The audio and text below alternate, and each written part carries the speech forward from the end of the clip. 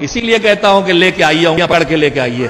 جو میں کہہ رہا تھا آپ سے کہ آج ہمارے جوان باہر کھڑے رہ جاتے ہیں. دین سیکھنے کا ذریعہ کیا بچا ہے؟ قرآن اور حدیث ہم پڑھ نہیں پاتے ہیں. عربی میں ہے, کتاب ہے, اس کے بعد جو اس سے پڑھ کے لکھی جائے. کتاب ابھی تک اس زبان میں اتنی آئی نہیں جو آپ کی زبان اردو ہندی. اردو میں بھرا پڑا ہے دین, لیکن اردو آپ کو آتی نہیں, پڑھنا نہیں جانتے, خالی بولنا جانتے. مدرسے کے مولوی صاحب اگر ذرا دین سکھانے لگے اور ایک سنٹی مار دیں تو اس سے مار پیٹ ہو جاتی. وہ بھی ڈر گئے. پہلے بزرگ ماں باپ, بزرگ محلے کے دین سکھاتے تھے, وہ چیپٹر بھی کلوز ہو گیا. اب گھر میں دادا ہی ٹوک نہیں سکتے, بہو لڑنے کھڑی ہو جائیں گی, محلہ تو بہت دور کی بات. تو دین سیکھنے کے جتنے ذریعے بچے تھے وہ کیا ہوئے؟ قرآن عربی آتی نہیں, پڑھ نہیں سکتے, حدیث پڑھ نہیں سکتے, پھر نہج البلاغہ آتی نہیں, ہندی میں, انگریزی میں, گجراتی میں اتنا دین ابھی آیا نہیں ہے, تھوڑا بہت آیا ہے. محلے میں پیش نماز کی ہمت نہیں دین سکھائے, نوکری سے نکال دیا جائے گا. تو اب بچہ کیا ہے؟ ایک مجلس بچی ہے, زیادہ دو جملے کہنا چاہوں گا. ایک جو مجلس میں آنکھیں بیٹھے ہیں ان سے, اور جو باہر کھڑے رہتے ہیں نوحے اور ماتم کے انتظار میں ان سے, جو بیٹھے ہیں ان سے کہوں گا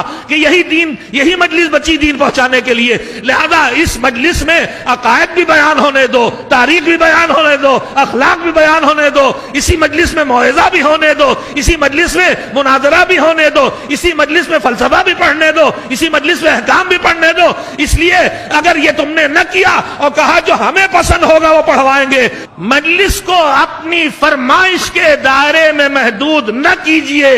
اور جو باہر کھڑے ہیں ان سے کہنا چاہوں گا کہ انہوں نے اپنے پسند میں بھی کچھ تھوڑا بہت خندر, خیبر, کچھ معراج, کچھ شب ہجرت سن لیا, کچھ تو دین تک پہنچ گیا, ان تک پہنچ ہی رہا ہے, پہنچ گیا کچھ ان تک. مگر جو تم ماتم کے انتظار میں باہر کھڑے ہو, تمہیں عربی نہیں آتی, تمہیں فارسی نہیں آتی, تمہیں اردو نہیں آتی, تم کتاب پڑھتے ہی نہیں ہو, تم دن بھر موبائل پہ کھیلتے ہو, تمہارے ہاتھ میں کتاب نہیں, موبائل پر آج کل اسرائیلی روایات زیادہ ہیں. اگر اس سے سیکھو بھی دین تو پتہ نہیں کہاں سے دین پہنچو. کون استاد تمہارا یہودی ہو جائے گا کہ عیسائی ہوگا, کہ کس گروپ سے ہوگا تمہیں پتہ نہیں. یہ نقلی مال چل رہا ہوا سب پر. تو اگر تم مجلس میں اندر نہیں آئے اور تم نے فرش اعضاء پہ آ کے نہیں بیٹھ کے سیکھا تو پھر کہاں سیکھو گے؟ یہ کمزوری کیوں ہے؟ یہ کمزوری اسی لیے ہو رہی ہے کہ مجلس سے باہر کھڑے رہ کے مجلس میں ماتم کے لیے آنے والوں کی تعداد بڑھتی جا رہی ہے.